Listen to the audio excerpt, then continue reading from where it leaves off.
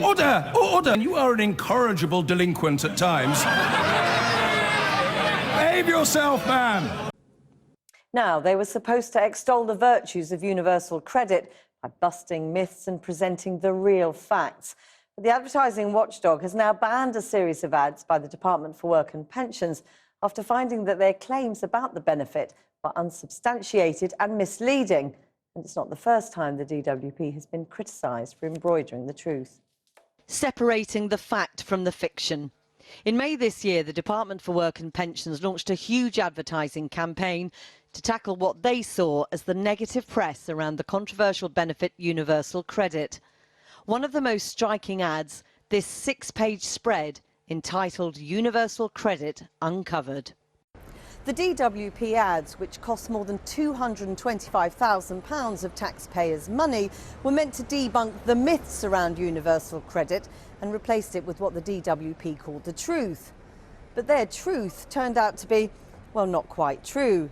The Advertising Standards Authority described the campaign as misleading and unsubstantiated by the evidence. Overall, our concerns were that the evidence wasn't there for all the claims, and also that the ads didn't present the claims accurately, that they were misleading in terms of the way they presented the information about universal credits. The ads appeared online and in the Metro newspaper and tackled some of the most common criticisms of universal credit. Myth: universal credit doesn't work. Fact: it does. The advert claimed people move into work faster on universal credit than on the old system. But the ASA said it was based on data which only reflected the experience of a small group of claimants and, as it would be understood by readers, didn't accurately reflect the evidence and was therefore misleading. And it was a similar case for other claims made in the ads. The ASA received 44 complaints about the ads, including from charities and campaign groups who said they were not only inaccurate, but a piece of propaganda. What it does is it exposes that the DWP have been misleading the public about their own flagship benefits programme. We want a full apology, not just for ourselves, but for the millions of people that are living in poverty and are suffering because they're not getting the benefits that they're entitled to. It's really important that there is a parliamentary investigation into DWP working practices. Just before the ads were published, senior DWP officials wrote excitedly to staff in this memo that it would be a campaign like no other and would look like an actual newspaper investigation.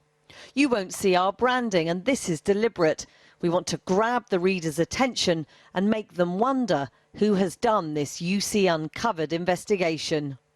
This is not the first time the DWP has been criticised for misleading the public over benefits. Back in 2013, the then Secretary of State Ian Duncan Smith claimed his new benefit cap was seeing thousands of people moved into work, a claim the UK Statistics Authority said was unsupported by the facts.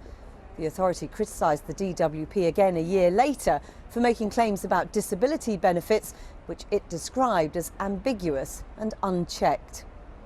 In July last year, the then Secretary of State Esther McVey was forced to apologise for misleading Parliament over universal credit.